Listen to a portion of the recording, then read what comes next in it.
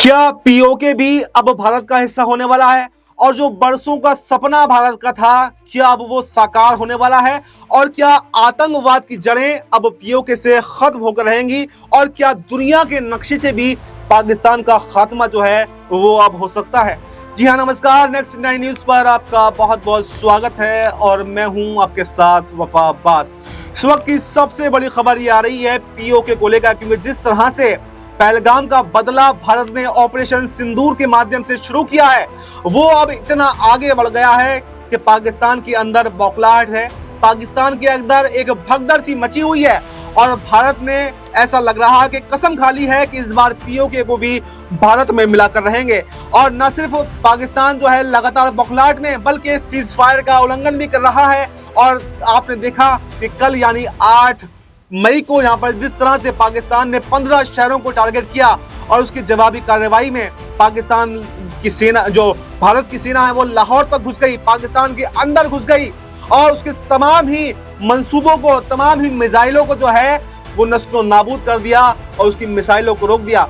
उसके बाद में तनाव जो है दोनों देशों के बीच में और भी ज्यादा बढ़ गया है और भारत जो है पीओके लेने के मूड में दिखाई दे रहा है। यानी जिस तरह से एक के बाद में एक बैठक प्रधानमंत्री मोदी कर रहे हैं, जिस तरह से एक के बाद में एक बैठक गृह मंत्री कर रहे हैं और राजनाथ सिंह रक्षा मंत्री तीनों सेनाओं के प्रमुख के साथ में जो बैठक की है, उसके बाद में खबर सामने निकलकर यही आई है कि पीओके भी अब भारत का हिस्सा होगा।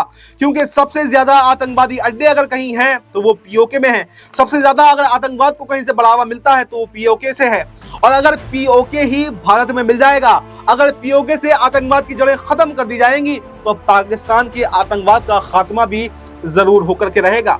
क्योंकि जो हमने 47-48 की लड़ाई में पीओके को गवाया था, यानी पाकिस्तान अधिकृत कश्मीर को हमने गवाया था, बरसों से हमारा ये सपना रहा है कि हम उस पीओके को वापस लें, लेकिन नेताओं की भाषणबाजी में ही ये सिमट कर रह गया था।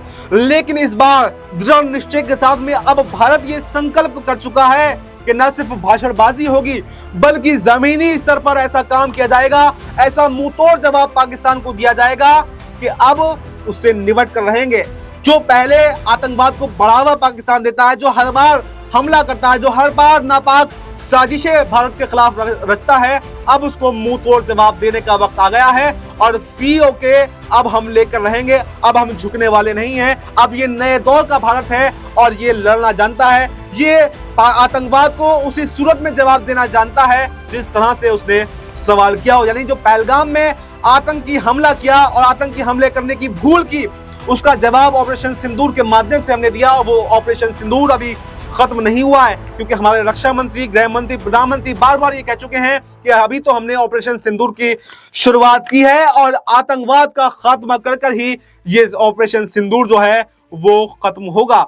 और जिस तरह से हमारी सेना के अंदर आत्मबल दिखाई दे रहा है, वो इस तरफ साफ साफ इशारा कर रहा है कि हम डरने वाले नहीं हैं, हम झुकने वाले नहीं हैं। अगर यहाँ पर आंख उठाकर भी देखा गया तो आंखें निकाल ली जाएंगी, क्योंकि एक फिल्म का डायलॉग था कि खीर मांगोगे तो दूध मांगोगे तो हम खीर देंगे, लेकिन कश्मीर मांगोगे तो हम चीर देंगे। जो यहाँ पर नापाक साजिशें लगातार पाकिस्तान करता रहा है कश्मीर के खिलाफ, अब उसको जवाब देने का वक्त आ गया है। और हमने ये बता दिया है कि हम डरने वाले नहीं हैं, झुकने वाले नहीं हैं। अगर हमें छेड़ा गया तो फिर हम छोड़ेंगे नहीं। और इस बार ये बात यकीन मानिए, जिस तरह से आत्मबल हमारे सेना के अंदर दिखाई दे रहा है और जिस तरह से ये युद्ध का आगाज हो चुका है, तो सबसे पहले पीओके जो है वो भारत में मिलकर रहेगा। और उसके बाद में जैसा 1971 की लड़ाई में पाकिस्तान के 2 टुकड़े किए गए थे, यानी बांग्लादेश को अलग किया गया था, वो वैसी ही स्थिति बनी हुई है। और इस बार भी पाकिस्तान के न सिर्फ पीओके लिया जाएगा,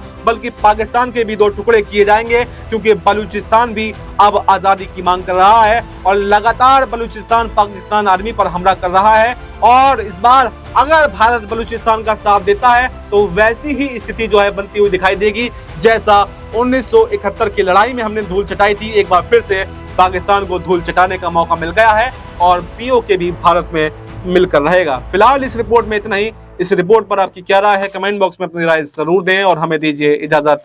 नमस्कार।